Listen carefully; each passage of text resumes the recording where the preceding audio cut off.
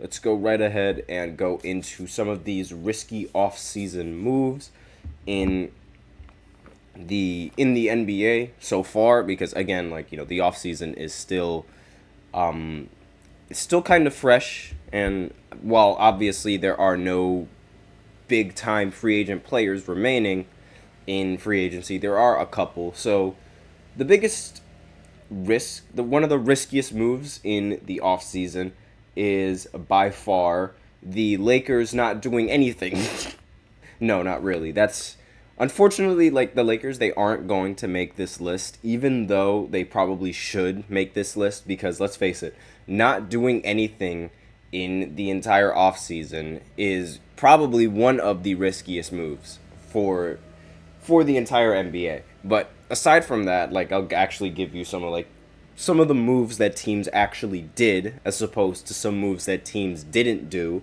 So the Timberwolves, they invested in guard Rob Dillingham. If you guys probably remember me talking about him in the previous segments when I graded him as an A for his summer league performance, and just the fact that the Timberwolves ended up picking him up. So he looked like people, they're probably going to forget that he was originally picked by the San Antonio Spurs on draft night, right? And people thought that he would be a phenomenal guard to pair with Victor, because they're both young and they both show a lot of promise. So giving Victor that young guard to sort of complement his game is sort of what the Spurs are looking forward and what they're trying to do.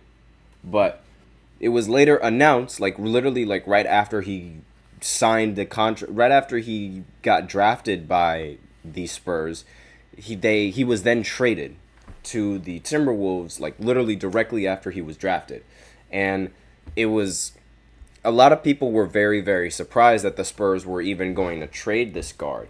And the fact that he would be moving to Minnesota, it was seen as rather risky, seeing as, it seemed like the Timberwolves already had their guards. So the Timberwolves brought a fair amount of shock and questions surrounding the trade and what exactly the Wolves ended up giving up in their assets for the guard, right?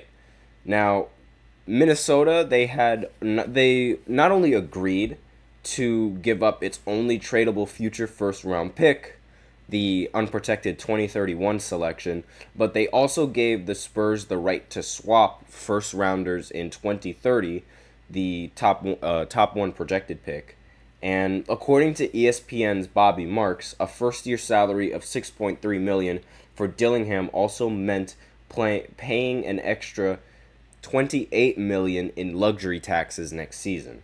So this means that Dillingham is going to cost the Wolves $34.3 million next season, or roughly what players like Jason Tatum and SGA, Donovan Mitchell, and Tyrese Maxey is going to earn. So Minnesota's current tax bill has since moved from $105.6 million to $311 million. So that's the total roster cost. And no other moves have been made. Ignoring the financial ramifications is like ignoring all of the things that this does for your team financially. This is a pretty good move in terms of like building the team, right? Because you add another young guard that can develop his game along with all the other young players that you have for the team. And they also were able to add significant talent through free agency and only entered the draft with numbers 27 and 37 in terms of like their overall picks.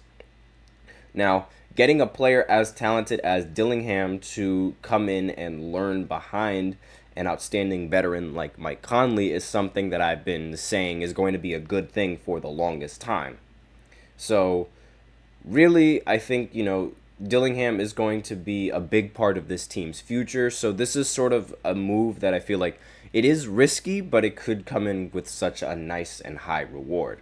Now, the next move on this list is the Knicks trading 6 first-round picks and swaps for Mikal Bridges. Now, I recently said that this trade was like, it accomplished both teams, like the goals of both teams.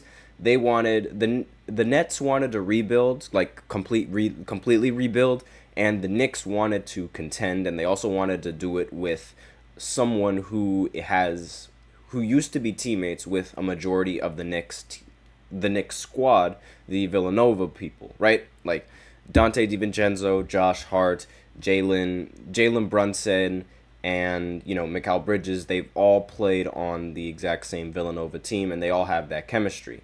So it's like this trade at first I thought it was really really good, but then I sort of I thought it accomplished something that both sides really wanted. But then I found out exactly what the Knicks had to give up and what they're giving to Brooklyn in response to them giving them Mikal. So they gave up a 2025 first round pick, a 2027 and 2029 and 2031 first round pick, and 2025. And then they also they gave a 2028 first round pick swap and a 2025 second round pick swap, as well as Bojan Bogdanovic. This is a hefty trade, and this, in terms of like the hindsight, Bridges is not going to be worth all of these players. Like, I'm a big fan of Bridges. He was a fantastic player for the Knicks. Not for the Knicks. The Nets.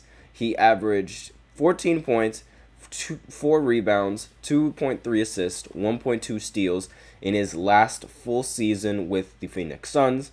And while he did play pretty, decent, while he did play pretty decently for the Nets, he's never going to be worth all that money, and all those picks. It's like it could be a similar situation with the Paul George deal, and we know how badly that turned south. So this kind of package, I don't know if it's really worth Bridges, but I'm not entirely. I also don't think that the Knicks will regret this move either, because they ultimately got exactly what they wanted, all of the players from Villanova on the same team. So next on this list is the Grizzlies and drafting Zach Edey at the number 9 overall pick. Now, I recently said that Zach Edey's performance in the summer league, it was all right, wasn't entirely good, and it wasn't entirely bad. And I also said that Zach Edey has the potential of being one of the best big men or being a bust. And it's it's really difficult to determine exactly what he's going to be. A lot of people consider him, just Boban, the really tall Boban that used to play for the Houston Rockets.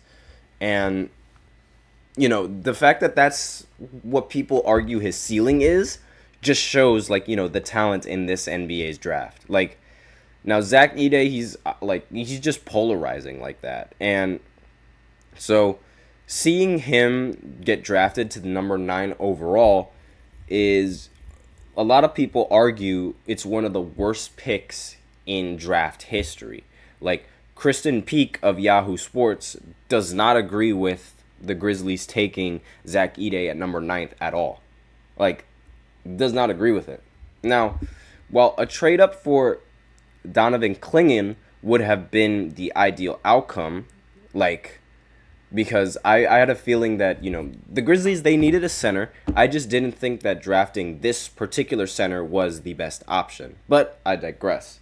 So I feel like, this is one of the riskiest moves, because we have no idea the ceiling that Zach Edey really has. Ceiling. But, yeah, he's tall enough to reach any ceiling, but it's is that ceiling going to be top big man in the NBA? I'm not entirely sure. So we are close to ending off this list, and I'll go ahead and I'll speed through some of these just because actually, you know what? Nah, I won't speed through any of these. I don't really need to speed. Next is Bulls. They ended up trading Alex Caruso in exchange for Josh Giddey. And, one of the reasons why Josh Giddey requested a trade from OKC was because he wasn't happy with the role that he was going to have on this team. So, or the role that he was going to be if he were to stay with the Oklahoma City Thunder. He did not want to move to the bench. He would have much rather preferred being a starter. And really, I don't really see the Chicago Bulls like having good seasons with Giddey in the starting lineup. But that's just me, and that's sort of like one of the only reasons why I actually have this as a risky move, just because, I don't trust Giddey. Next on this, and finally, like the final thing on this list, is the 76ers. They give Paul George a massive $212 million contract for 4 years. Again, like I'm sure all of you guys, you know exactly just, Paul George's injury history. Like, that's not even what I am worried. Even though I should worry, like the Sixers should worry about this deal and the fact that he is rather injury prone. I'm more focused on the fact that on whether or not the Sixers are actually going to go far in this postseason after acquiring these players. Because now that they're giving Joel Embiid, Paul George, and Maxey so much money, and I'm not entirely sure how that's going to fare with salary cap and the new CBA rules, but one thing that I do know is that the 76ers have struggled to make it out of the first round, and here they bring in someone who is like known for struggling in the postseason, and they don't expect to struggle in the postseason.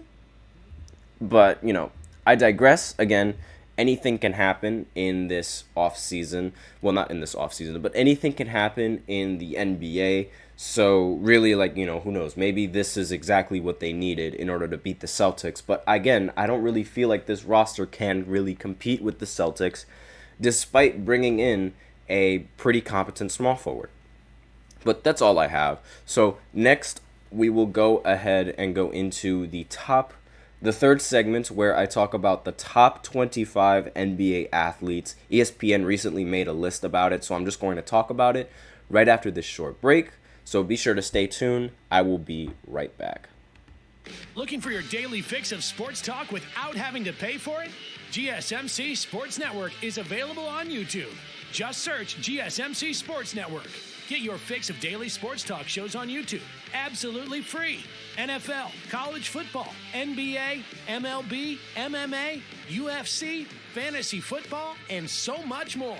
GSMC Sports Network has shows running all day long, with new sports shows starting every 2 hours. Just like on your favorite cable sports channel, except GSMC Sports Network is absolutely free. Just search GSMC Sports Network on YouTube to catch one of your new favorite shows, like the GSMC College Football Podcast, Chip Shot Football Podcast, Hoops and Heels Women's Sports Podcast, GSMC Basketball Podcast, and so many more.